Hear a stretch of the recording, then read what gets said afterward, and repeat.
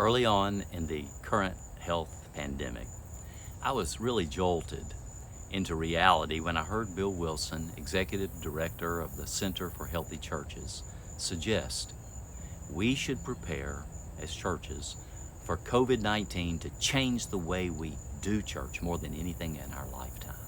Wow. It's kind of scary if you think about it. You may be scared. You may be feeling the church will not survive if we don't get back to normal as soon as possible. That's part of the grief that we're all going through. Let me say, in a post-pandemic world, in the words of Mark Twain, the church may need to declare, the rumors of our death are grossly exaggerated. I have hope for the church. While it's true that many churches are struggling, and many will probably close their doors or merge with others or find new purpose in the future, there are a lot of those things already being accelerated by factors related to this pandemic. But make no mistake, the church is going to survive going forward. But to be effective in the next chapter of ministry, churches must navigate many cultural changes. And that's kind of scary. Change is always scary. I refer you to an article written by my colleague Barry Howard just a couple of weeks ago. He's pastor of Wyuka Road Baptist Church in Atlanta, Georgia. He's also affiliated with us at the Center for Healthy Churches as a leadership coach. In an article, he was talking about the 6 months that we've been into this COVID-19 reality and how we're still trying to discern the impact that the pandemic will have on the church, not in the short term and the long term. And in this article, he highlights 12 or so trends. I wanted to mention just a few of them today that are happening in effective, healthy churches. Things we're learning. Being the church, for one, will become more important than going to church. Being the church. Being the church. Being a spiritual community and gathering is important, but it won't be the most important thing going forward. What will it look like to be more incarnational, he asked, and less institutional? Another trend is that regarding the metrics of effectiveness, how we judge and rank ourselves, so to speak, being present, the size of the worship crowd, how much offerings, nickels and noses kinds of things. Those kinds of measurements don't tell us much, or at least as much as they used to. Future metrics for the church for effectiveness will focus on transformation in people's lives, community connections, ministry touch points, mentoring relationships, funds invested in missional causes. Congregations will be better stewards also of facilities, physical space, campuses. Church campuses will be smaller, more energy efficient, will maximize smart technology. Spaces will be multi-purpose and will be shared by multiple groups.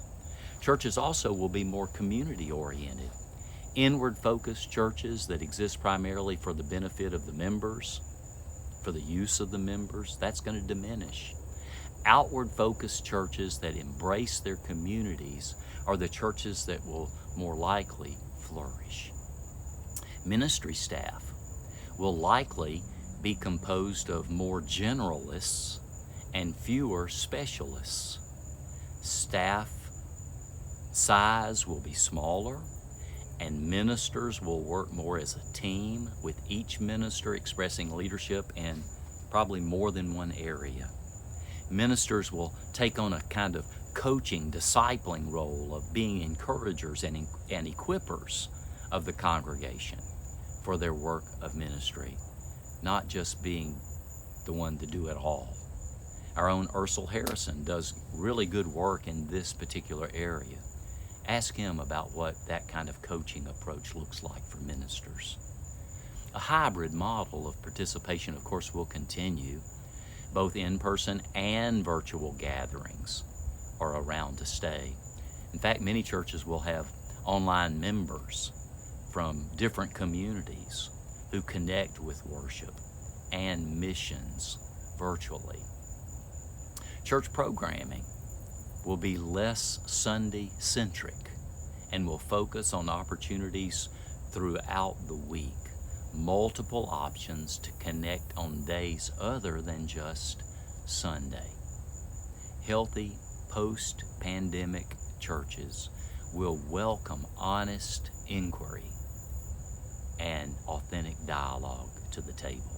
There'll be more emphasis on small group gatherings and less emphasis on large group gatherings, focusing more on spiritual muscle than physical mass.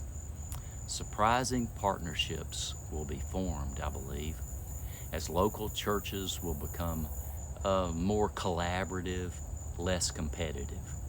Many churches will discover they don't need to go at it alone.